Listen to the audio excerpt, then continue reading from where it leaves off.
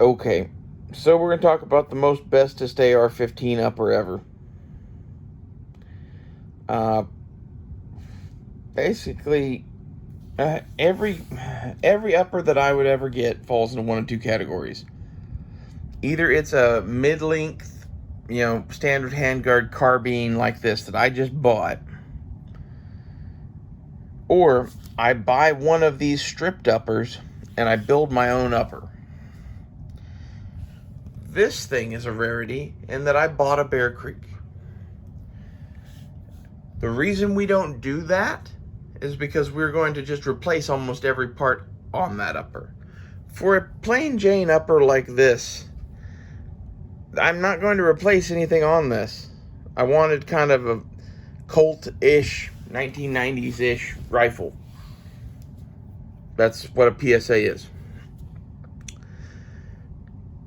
So, if that's what you want, it makes sense to get one of these. It doesn't make sense to get one of these. And the reason I'm going to say that is, yes, that's a $300 upper or whatever. But I bought that as basically a placeholder for my girlfriend to have something to play with. It's, it functions. It is a rifle. Its barrel's too damn heavy. Everything about the gun is fucking made wrong, as far as I'm concerned. The rail surprises me. I like it. It's nice and thin and seems really strong. I'm going to keep the rail, and I'm going to keep the billet upper because, I don't know, it seems like it's good too. But like all of the other parts of that upper, I'm replacing. So, like, this is kind of some philosophy shit, but don't do that. Okay? Like, this is a way to go, right? But I'm going to end up with a big box of spare parts that I don't really need. Which is good, because I'll just use those to build a spare rifle eventually. And that is what the natural conclusion is when you buy a rifle and upgrade it versus building an upper. So, basically, why would you ever buy an upper that wasn't one of these? You shouldn't. And for the stripped uppers, what you're looking at right here, this like USGI Ford Assist M16A4 upper, that's what I like. And you know what? These are fucking cheap as shit. That's another thing you ought to get on a lot of this stuff is, if you're going, man, I want some crazy custom blah de blah, like, don't do that shit, man. Don't pay $800 for some lower shaped like a skull. Don't pay crazy money for anything. Like, if you see something cheap, like this thing came with a fucking billet upper, and I'm gonna keep it because I painted it to match and already anyway, and like, I think it's kind of neat that it has a billet one. I've never had a billet AR-15 upper before, but that should tell you everything you need to know, really. Is the USGI one works. The reason I'd want to build my own upper as opposed to buying one is that you get to pick the barrel. Picking the barrel matters quite a bit to me.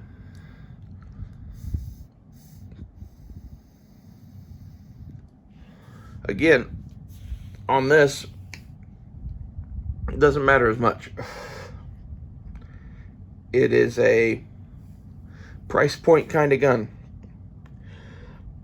And I was wanting it to be kind of USGI.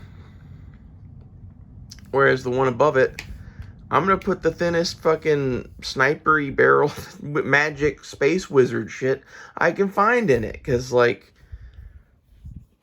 that's that gun. That's what we're doing with that gun. This gun, again, it used to have that scope on it, and now it has a red dot for a reason. It's the home defense blaster. Like, I put the scope up on that gun. I think it makes more sense there.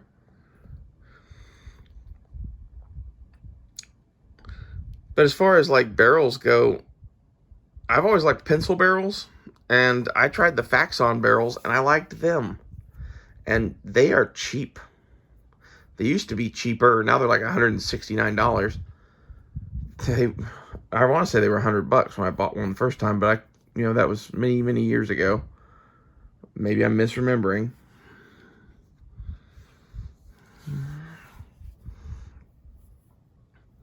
If I wasn't going to get the Faxon, I think I'd get a BCM barrel. I should look up what a BCM 20-inch pencil barrel is. But, I don't think they have a pencil barrel, to be honest. This is where, it's annoying as shit that no one makes fucking M16A1 barrels. That should be a thing that people just make. There's a whole bunch of AR parts that basically you should just make and you should never stop making. M16A1 barrel is one of them. The pistol grips and buttstocks and handguards and shit like that, I think you should come up with a way to make better ones than Brownells did. Jesus Christ, those things sucked.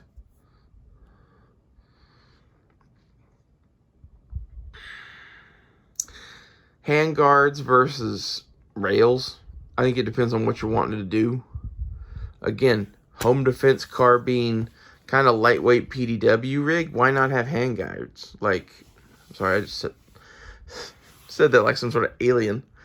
Why not have handguards? There's no downside to them. They're lightweight. Is your gun less accurate? Theoretically, maybe. Okay, a gun with a red dot flashlight inside a house. Doesn't matter. Whereas, the one above it there is meant to kind of be like a, DMR-ish thing. Matters a bit more there. And again, that's why that one is that one and that one, this one is this one. When it comes to stuff on rails, I really like vertical grips.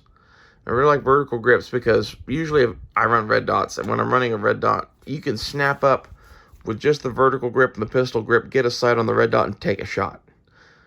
No worry about stock whatsoever, and it's fast. It's real fast. That's half of why you'll always see a vertical grip on my guns. That thing up there is a Manta tack wrap. Those two in combination give you a lot of options on how to hold and use this thing. And with barricades and windowsills and with your own hand and yeah, lots of other shit. I'm going to put a bipod in front of that. And I don't know, I'm not usually a bipod fan, but I want to try the new Magpul one. It's supposed to be really lightweight. And basically, I'm building this thing as this gun I don't want to have been technologically possible a couple of years ago. That's kind of what I'm doing with all of my shit.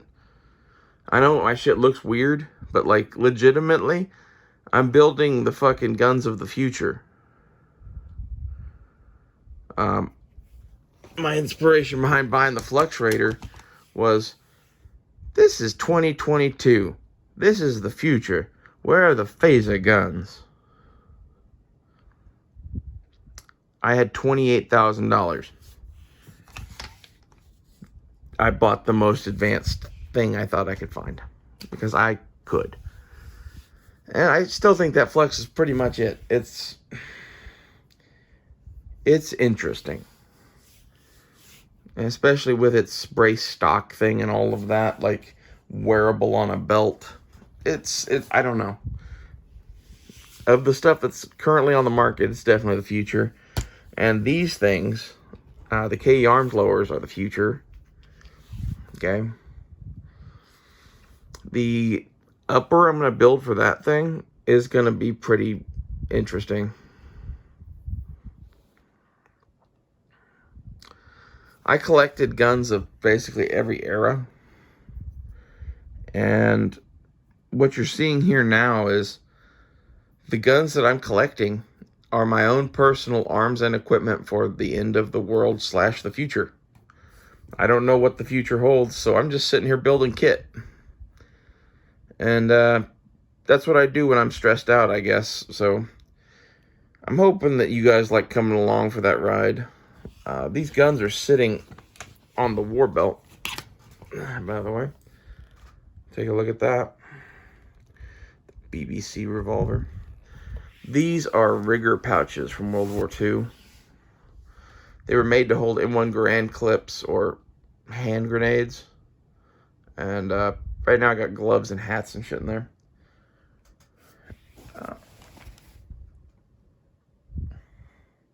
Sorry, you guys got to see my fucking messy floor.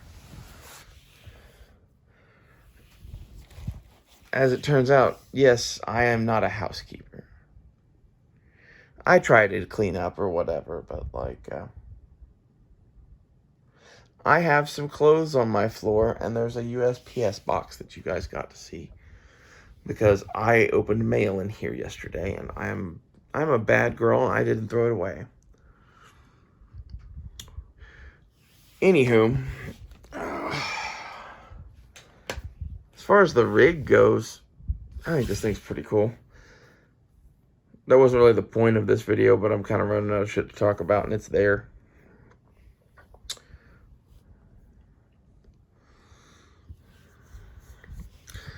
For the upper discussion, though, my question would be, what is it that you're wanting to accomplish, right? That's how I would start on the upper. Lowers, honestly, I wouldn't buy anything other than KE arms. AR pistols are what they are. I wouldn't even worry about those. I would build an SBR. If you're going to build an SBR, you can either get a KE arms lower, or you can get an aluminum lower and do whatever the fuck you want, because you're building an SBR. That's just the truth of it. I wouldn't encourage you to build SBRs. I would just go for 16-inch rifles, because, like, short barrels aren't effective anyway. I'm going 20-inch on that one, and that's going to be my go-to rifle, I think. I don't know. I go back and forth, because I really want my go-to rifle to have a bayonet lug on it, because I have a bayonet on my gear. And that's where, like, in reality, this is the gun that should be, like, your go-to rifle. It would be badass to have a 20-incher, though. And that's where, like, this thing eventually might get a barrel upgrade to a Faxon barrel that's a 20-inch with an A-frame and get some triangle handguards. That, I don't know. I go back and forth on that. I'm pretty sure for now that this thing is going to get painted gray and green.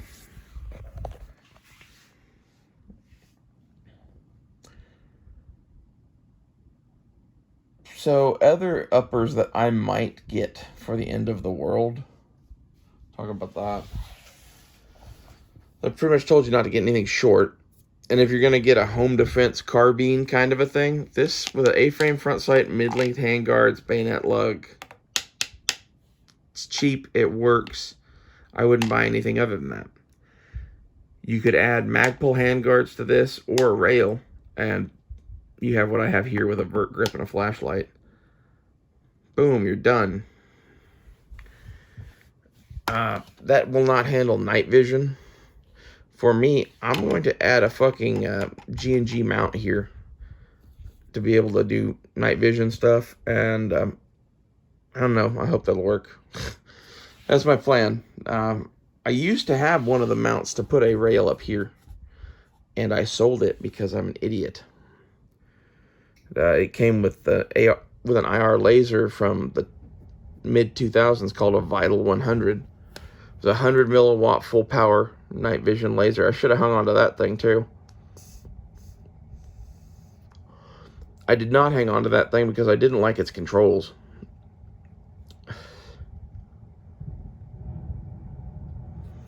But I had a 100 milliwatt full power laser for $100.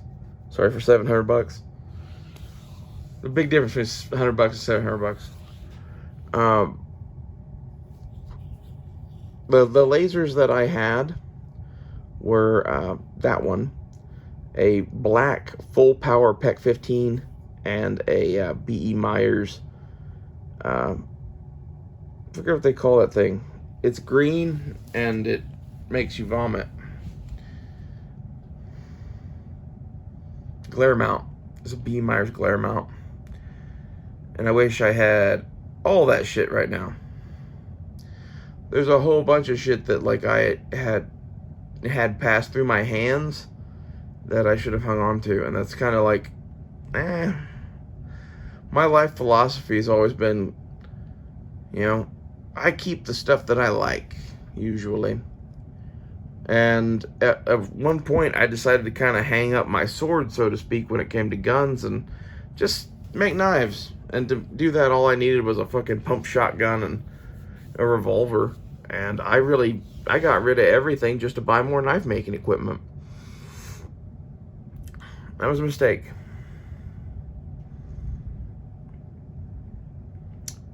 But really, for shit hit the fan guns, what do you really need? Like, all the stuff that I'm kind of like missing is tech. It's not really guns. Although, to be honest, I'd take my RPD right now. RPD with all the belts I had for it loaded up would just be a nice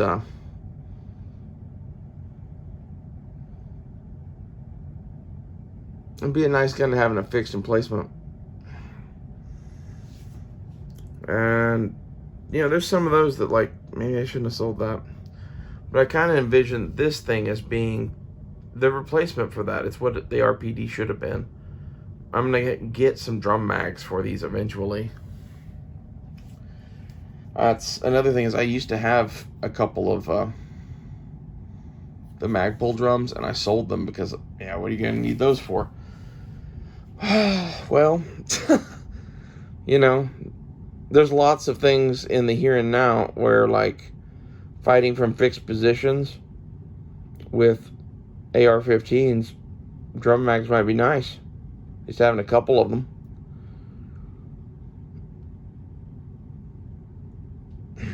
I keep having these, like, visions of, like, the Chinese horde pouring over the fucking hill in fucking Korea. But it's people from the fucking, like, McDonald's down the street. I don't know if that's ever going to happen, but that's why we need more magazines.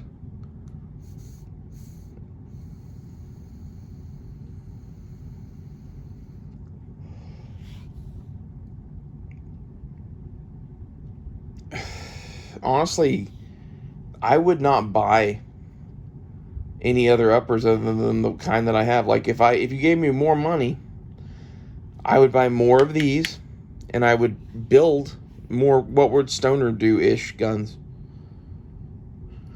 And, like, this is half of the thing you gotta get, is that this is 100% being morphed into a what would Stoner do kind of a thing.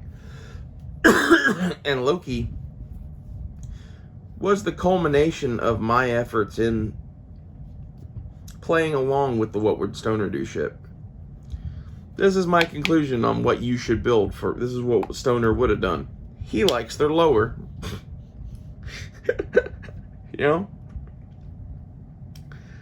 He would have taken more than that, but, like, I think Eugene Stoner would really dig this thing.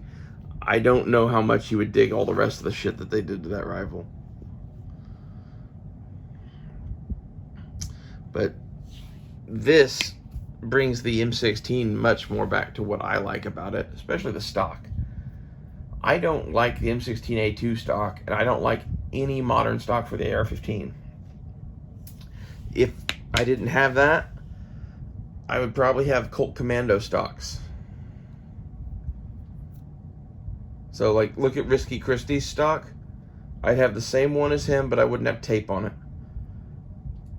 Okay, and I wouldn't have tape on it when we fix it in position, because that stock, I use it all the way out, and I collapse it all the way in while I'm running around with it.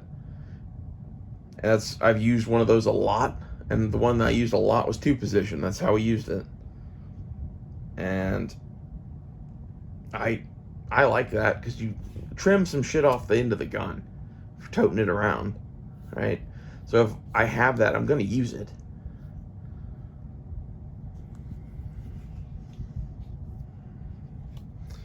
To me, it solves a lot of issues. Especially, like, if you're looking at it like, man, you were still using the Colt Fiberlight style stock, no Magpul, I had Magpuls, and I went back to using the Colt style ones. I thought they were better. They were lighter.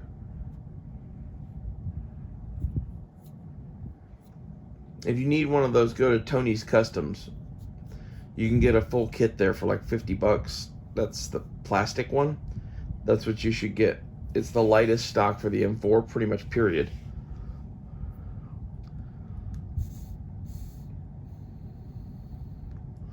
And you can get a quick detach, or not quick, but you can get a attachable, detachable fucking butt pad for it that's really slick too. You know, Risky Christie has a lot of knowledge. If you really want to know some more about this kind of shit, I would highly recommend you go check out his stuff as well.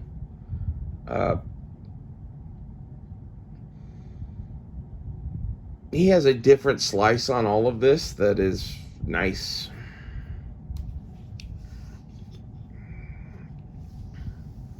And